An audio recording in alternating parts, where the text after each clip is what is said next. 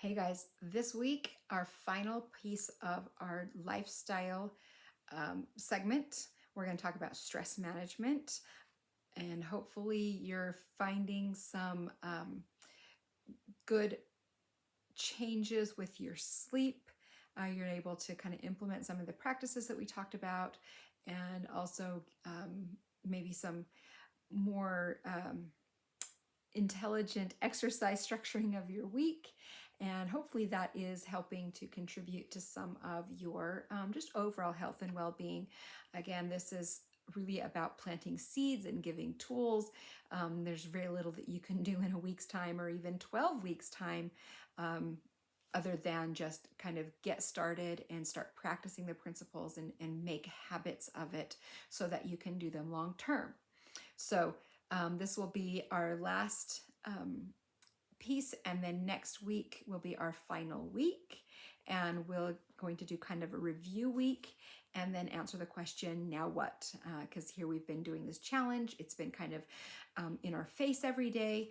And so, and so now we take those tools and now what? How do we keep going with it? So that's going to kind of be the focus next week. But for now, let's talk about some stress management. So I'm taking these ideas from some articles that I've read, and so if I am looking at my notes frequently, I apologize. But let's dive in. So I'm gonna do this. It might seem a little bit backwards because we're going to do the intro tomorrow, because today I wanted to introduce some quick stress relief tips, and the action step is going to be practicing one of these every day so that we can so I wanted to get that done at the beginning of the week so that you would have some ideas of different things that you can practice throughout the week. So here we go with what is the fastest way to relieve stress. So obviously there's lots of ways to manage stress, yoga, mindfulness, meditation, exercise. Those are some really fantastic ones that work really well.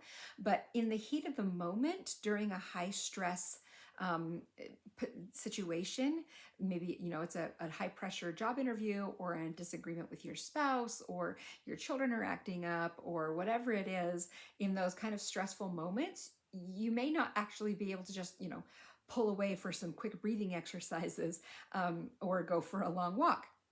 So we need something that's a little bit more immediate and accessible in those moments.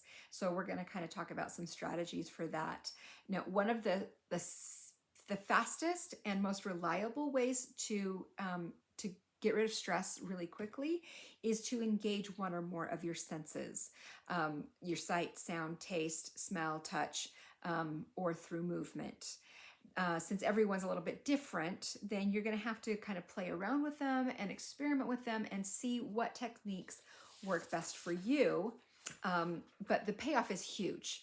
You'll in that moment of high stress, when you recognize that you're there, you can quickly get to a place of calm, productiveness, focus, so to relieve that stress and be able to get back to a happy place. So the first tip, I'm going to go over a few tips. So the first tip is to recognize when you're stressed.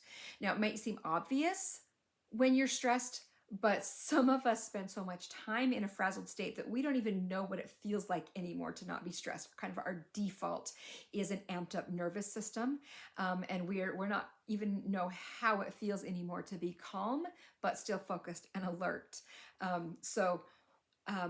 If this sounds familiar, then the first thing that we need to do is recognize when we're feeling stress. And like most everything else, like with hunger, we're going to do it by listening to our body. Okay, when we're tired, we close our eyes and we might rest our head. When we're happy, we laugh easily. When we're hungry, we eat. And when we're stressed, our body will tell us that too. So we need to get in the habit of paying attention to our body's stress cues.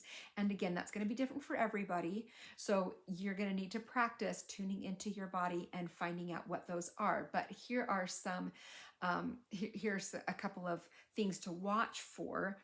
And the first is observe your muscles and your insides. What's going on?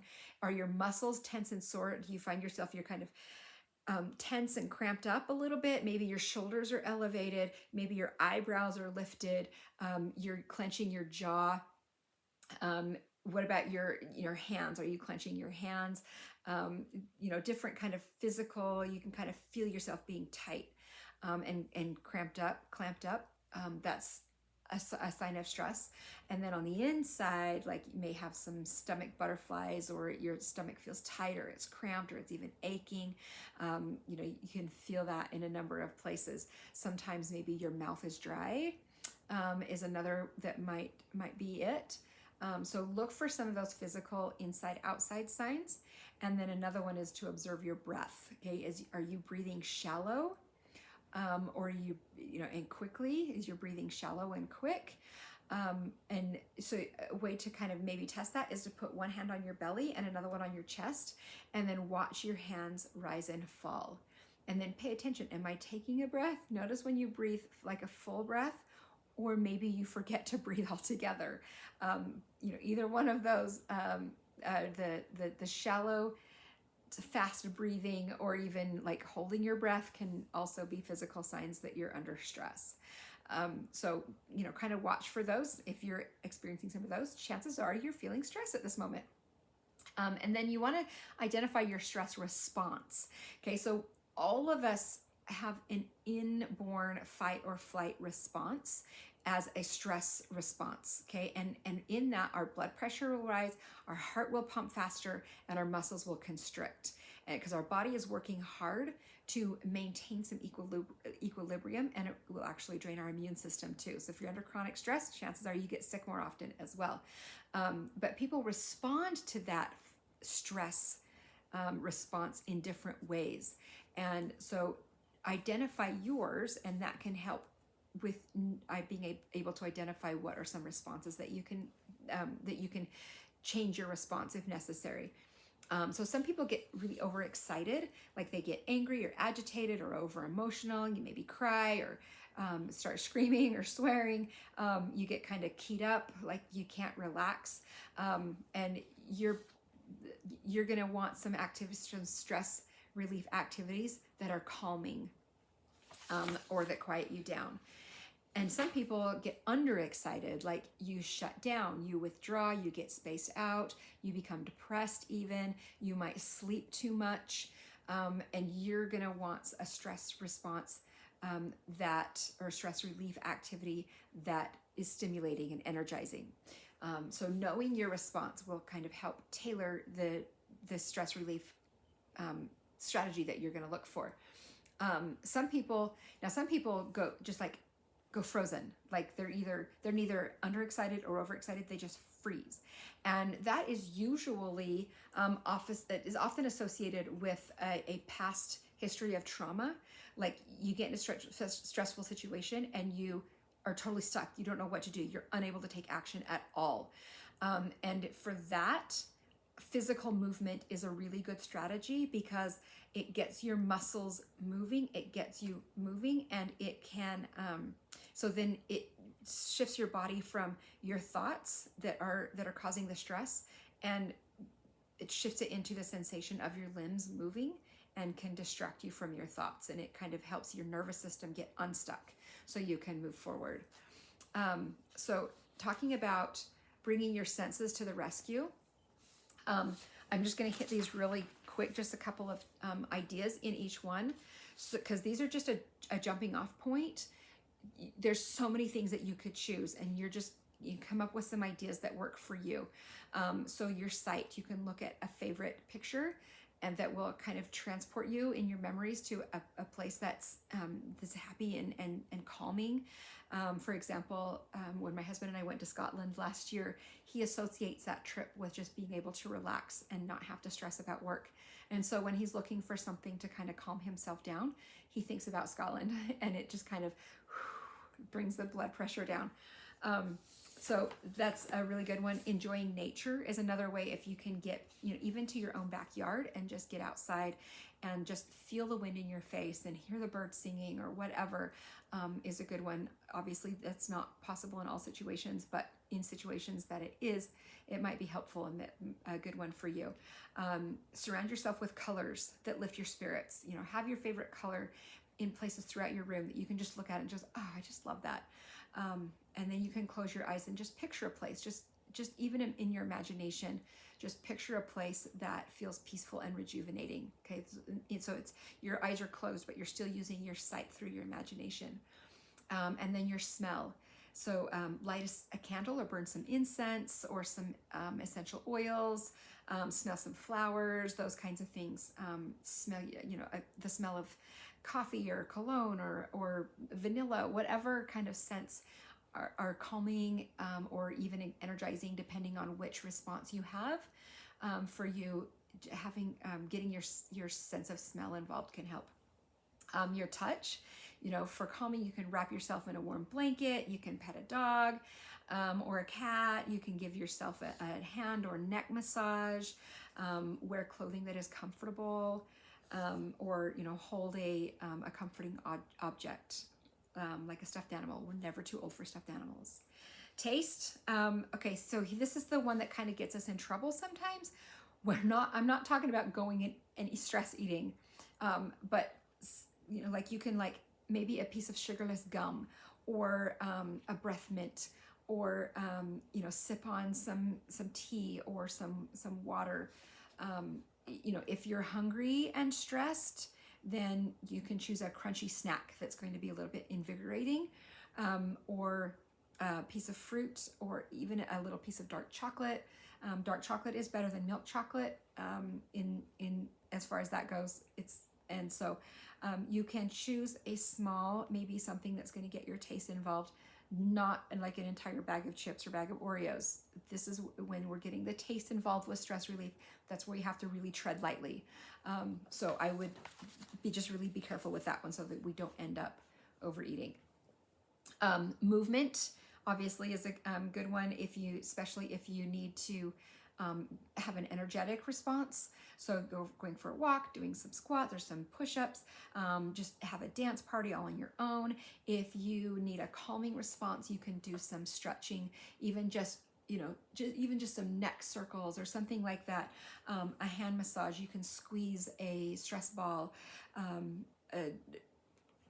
just choose a calming movement. Something rhythmic is usually helpful. So going for a walk or just swaying in your chair with your eyes closed or something like that can be helpful.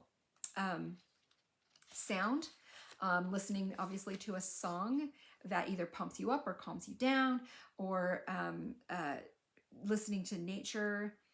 You can like a little fountain and just listen to the trickling water. You can get apps that have like white noise where you can listen to sounds that way, something that might be calming or invigorating, whichever helps. Chimes near a window, just those kinds of things, something that you can listen to. There's another technique called vocal toning, where you can use the sound of your own voice to calm you down. If you want more details on that, you just ask me. I have lots more tips. I'm just hitting the surface here. But the main thing is we want to make stress relief a habit. And that requires practicing it. So that's why the action step this week is practicing. So soldiers and first responders, they practice in peacetime. And there's a reason for that. It's because when you're in a high stress situation, you're going to default to your highest level of training. If you don't train, you won't know what to do, because literally you're going to be going into automatic response. And so you want to develop the muscle memory. You want to develop you want the response that you're going to have to be automatic as possible. So that's why we want to take 2 or 3 opportunities throughout the day to practice one of these stress relief strategies when you're not under stress.